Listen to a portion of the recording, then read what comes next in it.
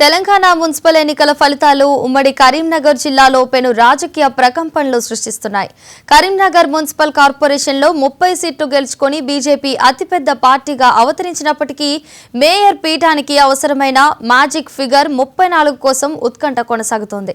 కేంద్ర మంత్రి Bandi Sanjay ex officio vote స్వతంత్రుల మద్దతుతో బీజేపీ లైన్ క్లియర్ చేసుకుంటుండగా మరోవైపు కాంగ్రెస్ పార్టీ దింపుడు కళ్లం ప్రయత్నాలు మొదలుపెట్టింది. ముఖ్యమంత్రి రేవంత్ రెడ్డి స్వయంగా రంగంలోకి దిగి కరీంనగర్ నేతలకు దిశానిర్దేశం చేయడంతో క్యాంపు రాజకీయాలు ఊపందుకున్నాయి. అటు జగిత్యాలలో ఎమ్మెల్యే సంజయ్ వర్గం, ఎమ్మెల్సీ జీవన్ రెడ్డి వర్గాల మధ్య పోరు హంకు దారితీయగా శత్రువులైన వీరిద్దరూ అధికారం కోసం చేతులు కలుపుతారా అన్నది ఇప్పుడు రాష్ట్ర వ్యాప్తంగా చర్చనీయాంశమైంది.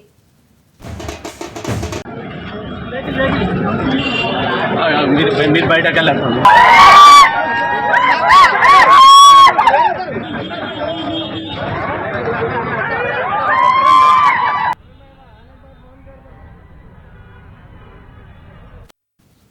తెలంగాణ మున్సిపల్ ఎన్నికల ఫలితాలు ఉమ్మడి కరీంనగర్ జిల్లాలో పెను రాజకీయ ప్రకంపనలు సృష్టిస్తున్నాయి. కరీంనగర్ మున్సిపల్ కార్పొరేషన్లో 30 సీట్లు గెలుచుకొని బీజేపీ అతిపెద్ద పార్టీగా అవతరించినప్పటికీ మేయర్ పీఠానికి అవసరమైన మ్యాజిక్ ఫిగర్ 34 కోసం ఉత్కంఠ కొనసాగుతోంది. కేంద్ర మంత్రి Bandi Sanjay ex officio vote స్వతంత్రుల మద్దతుతో బీజేపీ లైన్ క్లియర్ చేసుకుంటుండగా మరోవైపు కాంగ్రెస్ పార్టీ దింపుడు కళ్లం ప్రయత్నాలు మొదలుపెట్టింది. ముఖ్యమంత్రి రేవంత్ రెడ్డి స్వయంగా రంగంలోకి దిగి కరీంనగర్ నేతలకు దిశానిర్దేశం చేయడంతో క్యాంపు రాజకీయాలు ఊపందుకున్నాయి. అటు జగిత్యాలలో ఎమ్మెల్యే సంజయ్ వర్గం, ఎమ్మెల్సీ జీవన్ రెడ్డి వర్గాల మధ్య పోరు హంకు దారితీయగా శత్రువులైన వీరిద్దరూ అధికారం కోసం చేతులు కలుపుతారా అన్నది ఇప్పుడు రాష్ట్ర వ్యాప్తంగా చర్చనీయాంశమైంది.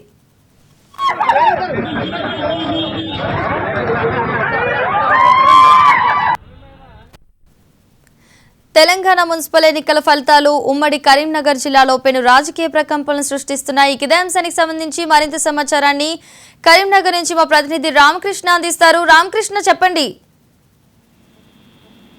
శరవేగంగా కరీంనగర్లో రాజకీయ సమీకరణాలు మారుతున్నాయి. నిన్నటి రాత్రి వరకు కూడా బీజేపీ ఏదైతే 30 సీట్లు గెలిచిందో కరీంనగర్ మేయర్ పీఠం తమదే అయినటువంటి ధీమాతో ఉంది. అయితే వీరందరినీ కూడా హైదరాబాద్ లో ఒక ఫామ్ హౌస్ కు తరలించడం జరిగింది.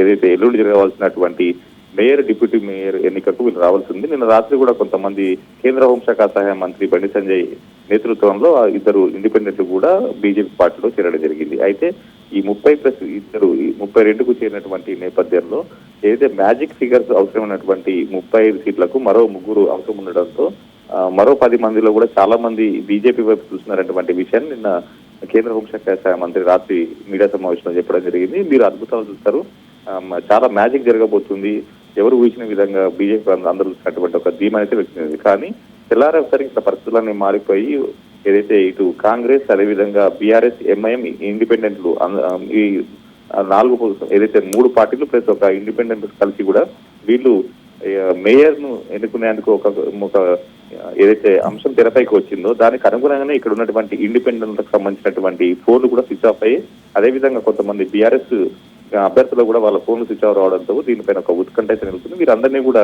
క్యాంపుకు తరలించారు. వీరంతా ప్రస్తుతం హైదరాబాద్ ఉన్నట్లుగా ఒక సమాచారం అయితే అందుతుంది. సో ఇటు కాంగ్రెస్ పార్టీ లీడ్ తీసుకుని ఎవరైతే కరీంనగర్ లో ఇండిపెండెంట్ గా గెలిచాడో అతన్ని ముందుంచి అతనికి మద్దతు తెలిపేటువంటి అంశంలో ఇటు బీఆర్ఎస్, అదేవిధంగా కాంగ్రెస్, ఎంఐఎం పార్టీలు కూడా 3 కూడా వెళ్తున్నట్టుగా తెలుస్తుంది. ఎందుకంటే ఏదైతే రేపు అంశం వస్తే, రాజకీయంగా అంశం వస్తే కనుక ఇటు అనైతికత తెరపైకి వస్తే ఇండిపెండెంట్ కు తాము మద్దతిస్తామని చెప్పేసి కూడా పార్టీలు సమర్థించుకునే అవకాశం ఉన్న కారణంగా కూడా ఇటు బీఆర్ఎస్, కాంగ్రెస్, అదేవిధంగా ఎంఐఏలు అతని ముందుంచి కూడా వ్యవహారం నడిపిస్తున్నట్టు తెలుస్తుంది. అందుకు అనుగుణంగానే ఆ ఇండిపెండెంట్ అభ్యర్థి కూడా అతని ఫోన్లు స్విచ్ ఆఫ్ వస్తున్నాయి. వీరంతా కూడా ప్రస్తుతం హైదరాబాద్ ఉన్నారు.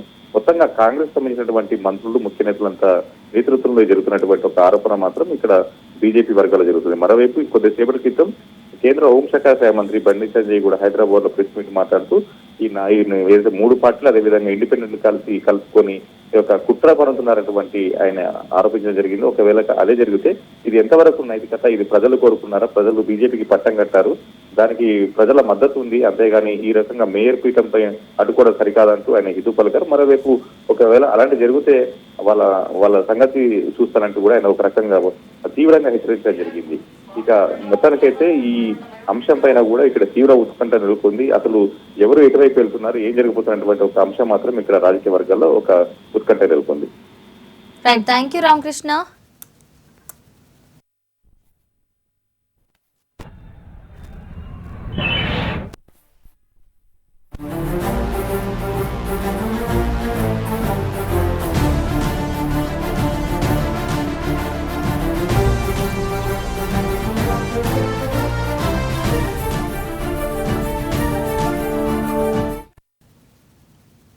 తెలంగాణలో మున్సిపల్ ఎన్నికల ఫలితాలు వెలువడ్డాయి. పలుచోట్ల హంగ్ ఏర్పడింది. దీంతో ఎక్స్ అఫీషియో ఓట్లు కీలకం కానున్నాయి. ఈ క్రమంలోనే ఎమ్మెల్యేలు, ఎమ్మెల్సీలు, ఎంపీలకు ఎక్స్ అఫీషియో ఓటుపై రాష్ట్ర ఎన్నికల సంఘం స్పష్టతనిచ్చింది. ఎమ్మెల్యేలు, లోక్సభ సభ్యులు తమ నియోజకవర్గ పరిధిలో ఏదైనా ఒక మున్సిపాలిటీలో ఎక్స్ అఫీషియో ఓటు వేయొచ్చు. రాజ్యసభ సభ్యులు, ఎమ్మెల్సీలు తమకు ఓటు ఉన్న మున్సిపాలిటీలోనే ఎక్స్ అఫీషియో ఓటు వినియోగించుకోవచ్చు. ఎమ్మెల్యేలు, ఎంపీలు, ఎమ్మెల్సీలకు ఎక్స్ అఫీషియో ఓటు నమోదుకు నేటి వరకు ఎస్ఈసి అవకాశం ఇచ్చింది.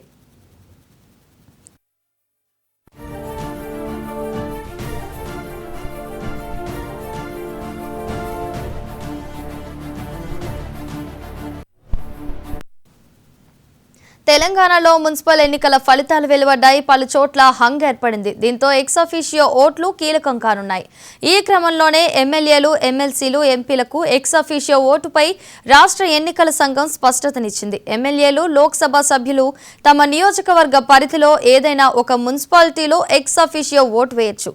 రాజ్యసభ సభ్యులు, ఎమ్మెల్సీలు తమకు ఓటు ఉన్న మున్సిపాలిటీలోనే ఎక్స్ అఫీషియో ఓటు వినియోగించుకోవచ్చు. ఎమ్మెల్యేలు, ఎంపీలు, ఎమ్మెల్సీలకు ఎక్స్ అఫీషియో ఓటు నమోదుకు నేటి వరకు ఎస్ఈసి అవకాశం ఇచ్చింది.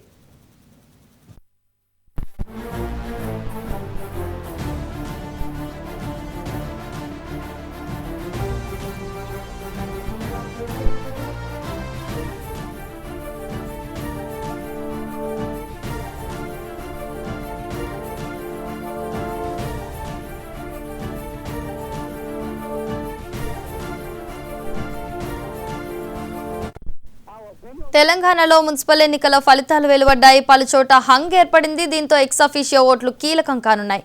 ఇదే అంశానికి సంబంధించి మరింత సమాచారాన్ని మా ప్రతినిధి శ్రీనివాస్ అందిస్తారు. శ్రీనివాస్, చెప్పండి.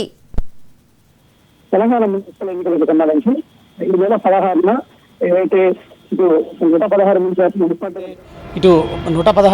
మున్సిపాలిటీలకు సంబంధించి చైర్మన్లు కావచ్చు, అదేవిధంగా ఇటు 7 కార్పొరేషన్లకు సంబంధించిన మేయర్లకు సంబంధించిన ఎన్నిక ఉంటుంది. ఈ నేపథ్యంలో కూడా ఇప్పటికే అధికార కాంగ్రెస్ పార్టీ అవా కొనసాగిస్తుంది. సో ఈ నేపథ్యంలో కూడా ఇప్పటికే వార్డులలో అయితే 1537 వార్డులు కాంగ్రెస్ గెలుచుకుంది. సో ఈ నేపథ్యంలో కూడా మెజార్టీ స్థానాలు 60 పైగా కూడా ఇప్పటికే స్పష్టమైన మేయర్తో కాంగ్రెస్ ఉంది. ఇక 40 పైగా హంగు వచ్చే అవకాశం ఉన్న నేపథ్యంలో కూడా ఇప్పుడు ఈ హంగు అనేది చాలా కీలకంగా మారింది. దీంతోపాటు ఎక్స్ అఫీషియోకి సంబంధించిన ఏదైతే ఈ ఓట్లు అనేది అత్యంత కీలకంగా మారినాయని చెప్పొచ్చు. అయితే ఈ ఎక్స్ అఫీషియోకి సంబంధించి ఎమ్మెల్యేలు కావచ్చు, ఎమ్మెల్సీలు కావచ్చు, ఎంపీల ఓట్లు అనేది చాలా కీలకంగా మారిందని చెప్పొచ్చు. ఈ నేపథ్యంలో కూడా ఎమ్మెల్యేలు కావచ్చు, ఎంపీలు కావచ్చు, ఎమ్మెల్సీలు కావచ్చు ఆ నియోజకవర్గ పరిధిలో ఉండాలి. లేదంటే అక్కడ మున్సిపల్ పరిధిలో ఉంటే ఖచ్చితంగా అక్కడ ఓటు వేయడానికి అవకాశం ఉంటుంది. అయితే ఓటు నమోదు చేసుకోవడానికి ఈరోజు చివరి తేదీ కాబట్టి ఈరోజు అందరూ ఈ ఎక్స్ అఫీషియో మెంబర్లనే అంటే ఓటు నమోదు చేసుకుంటున్నారని చెప్పొచ్చు. ఈ నేపథ్యంలో కూడా ఈ ఎక్స్ అఫీషియో ఏదైతే సభ్యులు అనేది అత్యంత కీలకంగా అంగేర్పడిన ప్రాంతాల్లో ఎక్స్ అఫీషియో సభ్యులు అనేది అత్యంత కీలకంగా మారింది. ప్రధానంగా 3 పార్టీలు అంగుకు సంబంధించిన ఏదైతే సీట్లను కైవసం చేసుకోవాలని కూడా ఇటు అధికార కాంగ్రెస్, అదేవిధంగా బీఆర్ఎస్, బీజేపీ 3 పార్టీలు చూస్తున్న నేపథ్యంలో కూడా ఇప్పుడు రసవత్తరంగా ఇప్పుడు మారిందని చెప్పొచ్చు. యంగ్ సంబంధించి ప్రధానంగా మొత్తం ఈ ఎక్స్ అఫీషియోకి సంబంధించి ఏదైతే ఈ అంటే అసెంబ్లీ కోట ఎమ్మెల్సీలకు సంబంధించి బీఆర్ఎస్కు 13, కాంగ్రెస్కు 11 ఉన్నాయి. అదేవిధంగా ఇటు గవర్నర్ కోటా సంబంధించి బీఆర్ఎస్కు 2 ఉన్నాయి, కాంగ్రెస్కు 2 ఉన్నాయి. సో ఈ నేపథ్యంలో కూడా రాజ్యసభ కాంగ్రెస్కు బీఆర్ఎస్కు 2 ఉన్నాయి నేపథ్యంలో కూడా ఇవి అత్యంత కీలకంగానున్నాయి. ఈ నేపథ్యంలో కూడా ఇప్పటికే క్యాంపు రాజకీయాలకు తెరలేపిన నేపథ్యంలో కూడా ఖచ్చితంగా అంగు ఏర్పడిన మున్సిపాలిటీని కైవసం చేసుకోవాలని కూడా ఇప్పటికే భావిస్తున్న నేపథ్యంలో ఇటు ఖచ్చితంగా ఈ ఎక్స్-అఫీషియో ఓట్లు అనేది అత్యంత కీలకంగా మారింది. అధికార కాంగ్రెస్ ఖచ్చితంగా కైవసం చేసుకోవాలని చూస్తుంది. అదేవిధంగా బీఆర్ఎస్ అదేవిధంగా బీజేపీ కూడా ఇప్పటికే తమ అభ్యర్థుల్ని క్యాంపులకు తరలించిన నేపథ్యం ఉంది. ఈ నెల 16న మాత్రం ఖచ్చితంగా దీనికి సంబంధించిన ఎన్నిక ఉంటుంది కాబట్టి అత్యంత కీలకంగా ఎక్స్-అఫీషియో ఓట్లు కీలకంగా ఉన్నాయని చెప్పొచ్చు. Right, thank you Srinivas.